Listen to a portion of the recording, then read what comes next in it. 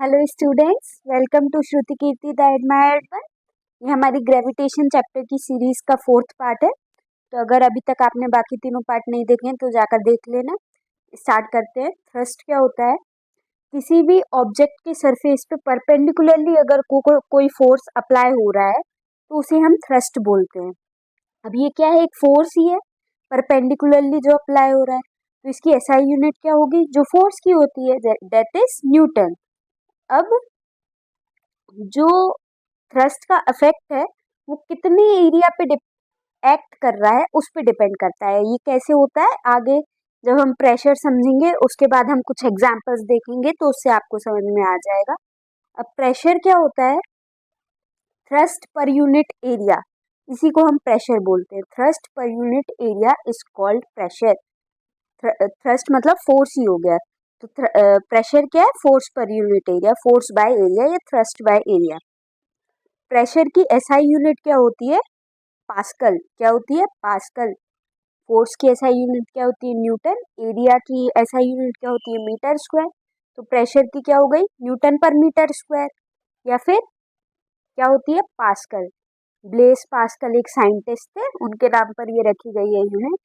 तो स्कूल्स में ये पूछा जाता है क्वेश्चन कि 1 पास्कल क्या है। तो आपको बताना होगा कि 1 मीटर स्क्वायर एरिया पर अगर 1 न्यूटन का फोर्स एक्ट कर रहा है तो उससे जो प्रेशर जनरेट हो रहा है वो है 1 पास्कल। अब कुछ क्वेश्चंस देख लेते हैं, कुछ एग्जांपल्स देख लेते हैं जो मतलब स्कूल्स में पूछे जाते हैं और पूछे जाने की संभावना है। सबसे पहले देखते हैं, शार्प नाइफ जो है वो ब्लंट नाइफ नाइफ से बेटर क्यों कट करता है? अब इसका हम रीजन देखें तो शार्प नाइफ की जो एज होती है, शार्प नाइफ की जो एज होती है वो काफी कम एरिया कवर करती है। मतलब यहाँ पे शार्प नाइफ के केस में एरिया कम है।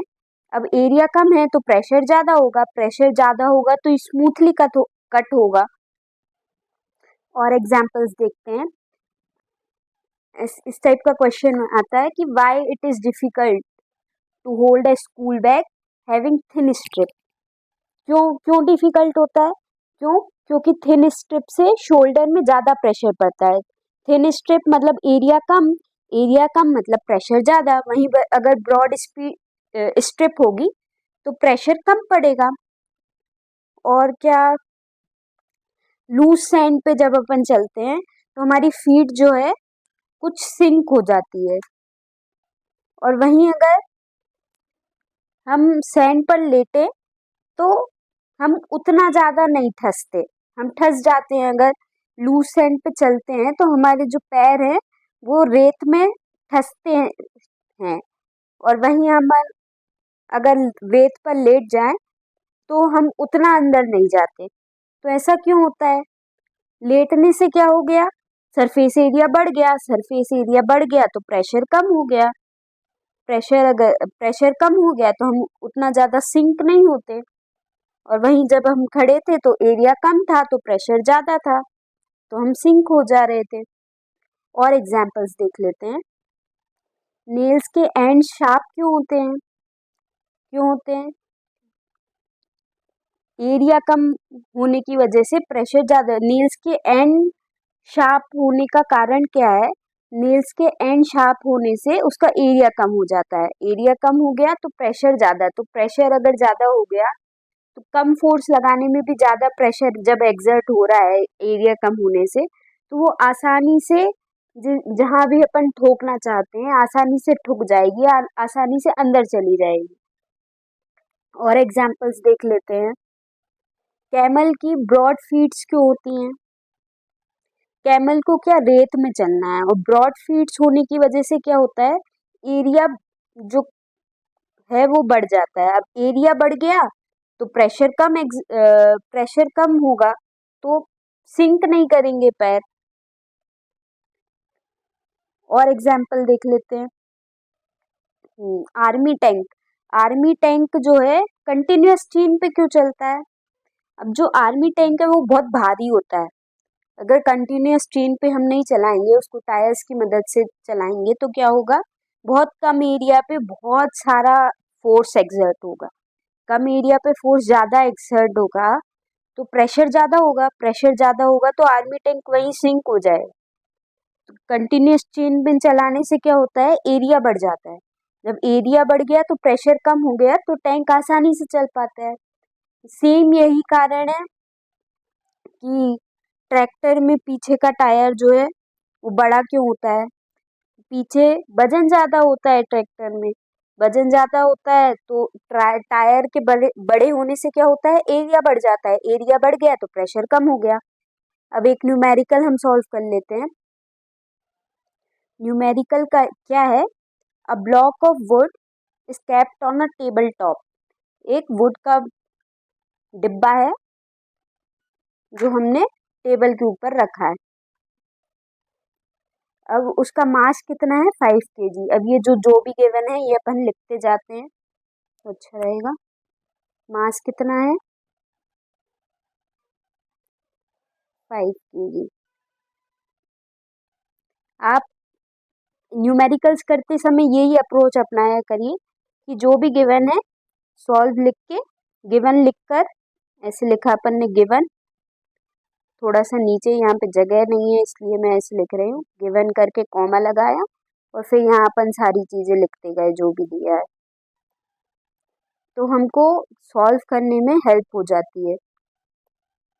ओके, मास देख लिया 5 kg, और क्या दिया है, इट्स डायमेंशंस दिए हैं उसके 40/20/10,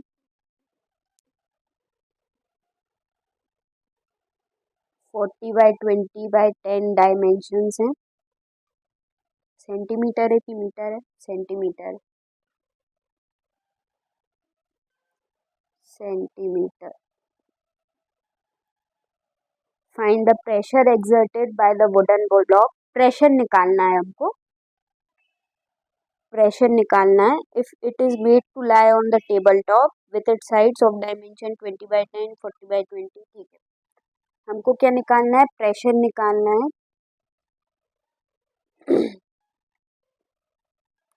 कौन कौन सी कंडीशन में, उसमें 2 कंडीशन दी हुई है तो अपन तीनों जो प्रेशर निकाल सकते हैं वो तीनों निकाल लेते हैं अपन, तो आपको अच्छे से समझ में आ जाएगा।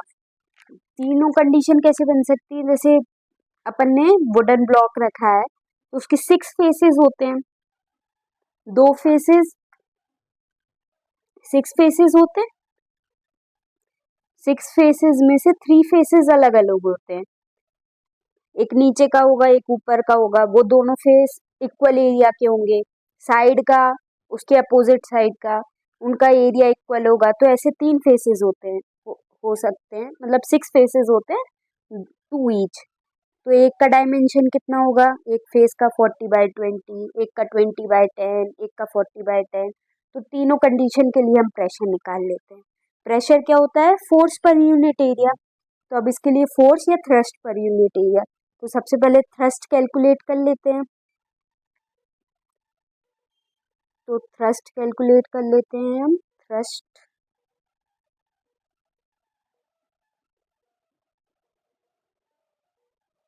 थ्रस्ट कितना होगा, force mass into acceleration, mass into acceleration due to gravity. Mass कितना है, 5 kg, और एक्सेलरेशन ड्यू टू ग्रेविटी 9.8 या 10 ले लेते हैं सिंप्लीफिकेशन के लिए, तो 50 न्यूटन। थ्रस्ट निकल आया 50 न्यूटन। अब तीनों केसेस में हम एरिया निकाल लेंगे और इसको एरिया से डिवाइड कर देंगे, तो क्या आ जाएगा, हमारा प्रेशर आ जाएगा तीनों केसेस में। ओके, करवाने की तो ज़रूरत नहीं है, ये आप करना। अब आज के लिए इतना ही। Thanks for watching, like, subscribe and share. और अगर वीडियो पसंद आई हो तो इसका 4th पार्ट जो कि हमारा रहेगा फ्लूइड्स पे बेस, इसमें हम pressure in fluids, Archimedes principle, buoyance force, इस पे बात करेंगे, वो ज़रूर देखना। तो आपसे फिर उसी वीडियो में मिलती हूँ। Bye bye.